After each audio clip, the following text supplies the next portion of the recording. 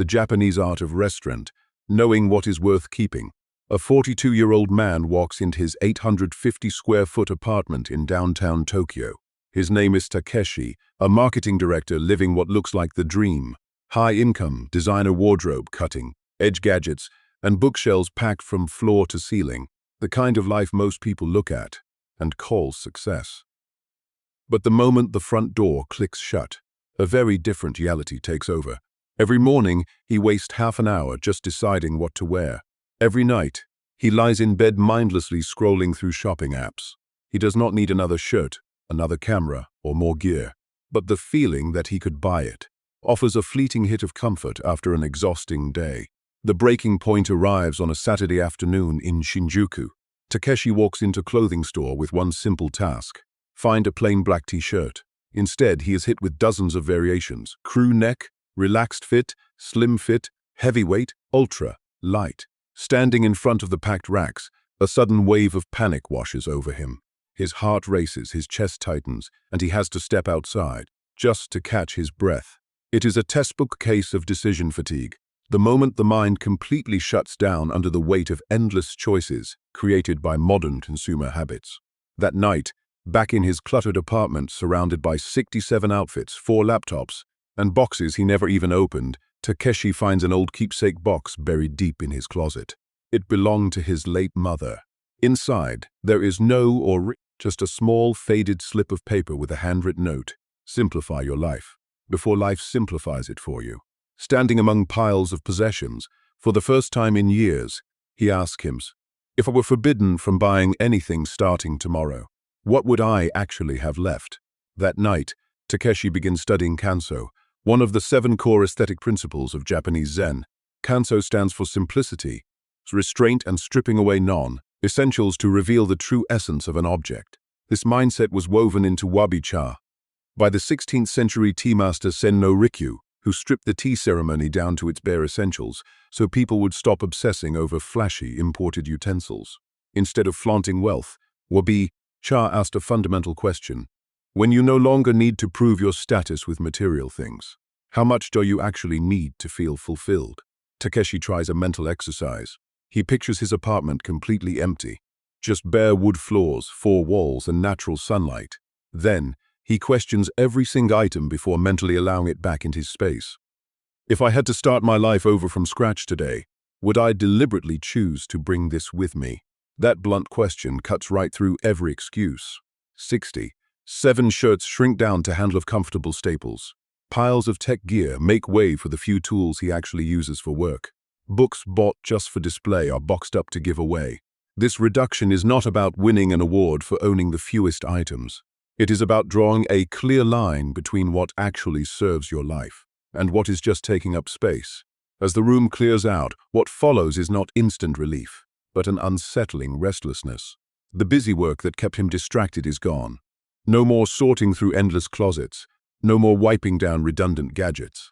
And when the noise fades, something else takes its place: silence. In Japanese tea ceremony, Jaku represents tranquility, a deep inner peace reached when all mental chatter is cleared away. Silence is not an instant cure, it is an unforgiving mirror.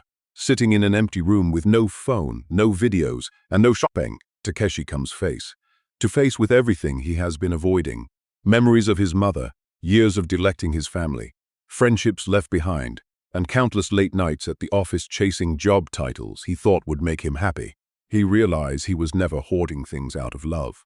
He was using material noise to drown out an inner void.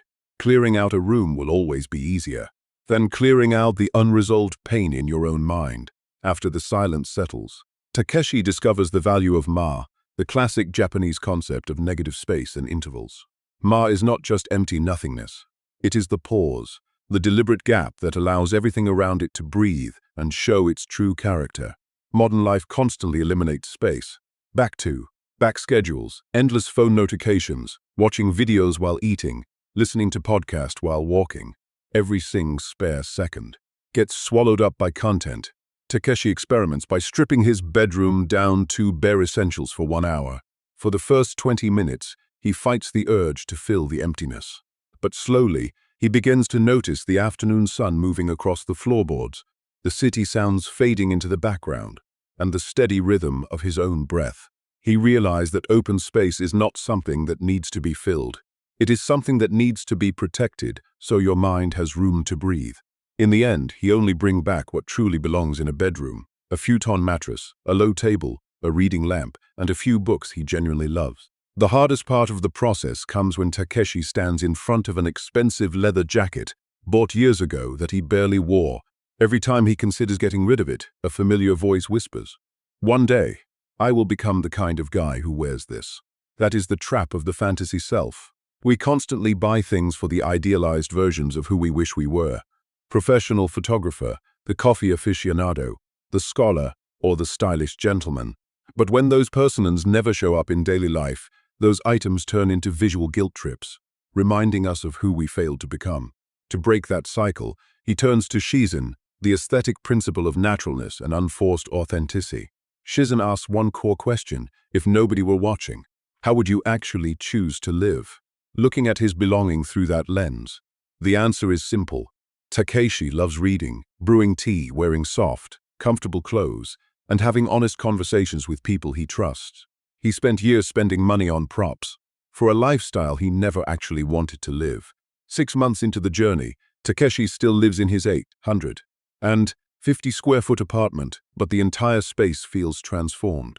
He did not turn it into sterile art gallery, nor does he live like an ascetic monk.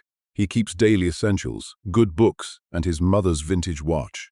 Everything in the room has an authentic reason to be there. One afternoon, his father visits after years of distance between them, caused by old misunderstandings about Takeshi's materialistic lifestyle.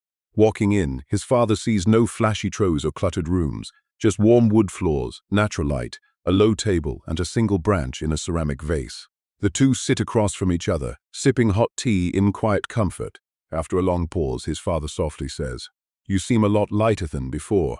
That quiet moment reflects the true spirit of the tie designed by Senno Rikyu, measuring just 2 tatami mats, barely 40 square feet, shrinking a space in Wabi. Cha was never about deprivation. It stripped away social rank so two human beings could genuinely connect over a single bowl of tea. When physical clutter is removed, room for real human connection opens up. Through this process, Takeshi uncovers a crucial truth. The real cost of an item goes far beyond the price tag. It includes the physical space to store it, the time spent maintaining it, and the mental energy it drains.